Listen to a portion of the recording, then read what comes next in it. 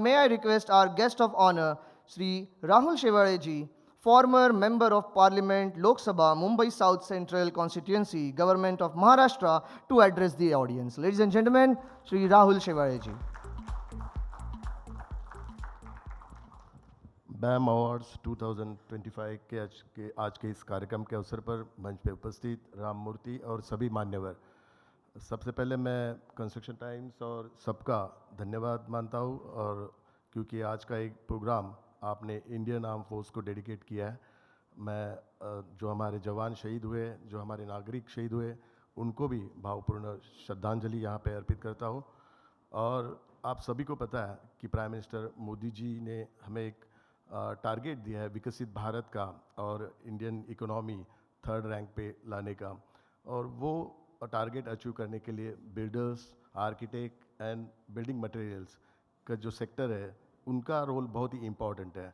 क्योंकि मुंबई हो या एमएमआर रीजन, ये अभी बहुत ही important role in future play करने वाले हैं। क्योंकि last year world economy forum का यहाँ पे जब भी मीटिंग ऑर्गेनाइज की तो वर्ल्ड इकोनॉमी फोरम के जो चेयरमैन थे, उन्होंने ये कहा था कि एमएमआर रीजन जो हमें 5 ट्रिलियन का जो टारगेट अचीव करना है और डेवलप कंट्री का जो 2047 का टारगेट अचीव करना है, तो एमएमआर रीजन जो है और मुंबई का रोल बहुत ही इंपॉर्टेंट रहेगा। क्योंकि 1.5 ट्रिलियन की पोटेंशियल एमएमआर रीजन और मुंबई में है।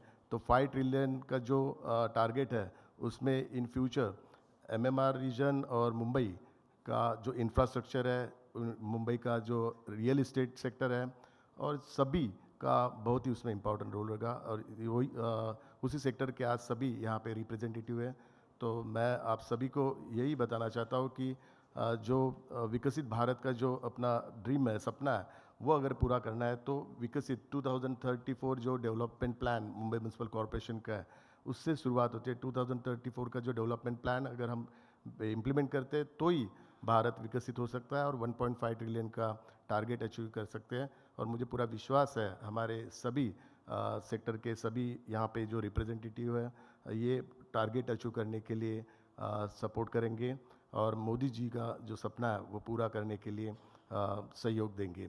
आज इस कार्यक्रम पे इंडस्ट्रियल मिनिस्टर उदय सामंत जी और ट्रांसपोर्ट मिनिस्टर प्रताप सरनाइक दोनों यहाँ पे आने वाले थे, लेकिन एक deputy chief minister Eknath Shinde ji ने एक मीटिंग ऑर्गेनाइज की, इसके लिए वो वहाँ पे गए, इसके लिए वो यहाँ पे आ नहीं पाए।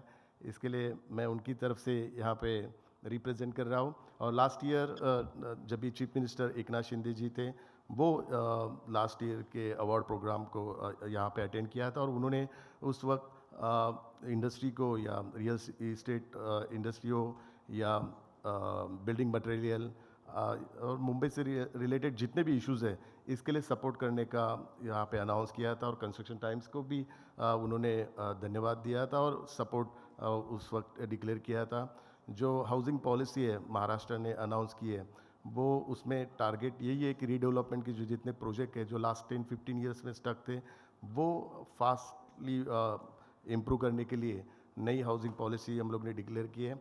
और महाराष्ट्र एक फर्स्ट यहाँ पे बिल्डिंग मटेरियल के रिलेटेड भी रिप्रेजेंटेटिव है। तो महाराष्ट्र एक फर्स्ट स्टेट है जिन्होंने एम सैंड का पॉलिसी अनाउंस किया हुआ है। आप सभी को पता है कि सैंड के इशू बहुत सारे हैं, सुप्रीम कोर्ट में भी और हाई कोर्ट में भी इश्यूज पेंडिंग है। तो इस एम सैंड का जो पॉलिसी महाराष्ट्र ने अनाउंस किया है, उसके लिए रियल इस्टेट या इंफ्रास्ट्रक्चर के लिए बहुत ही बेनिफिट होगा।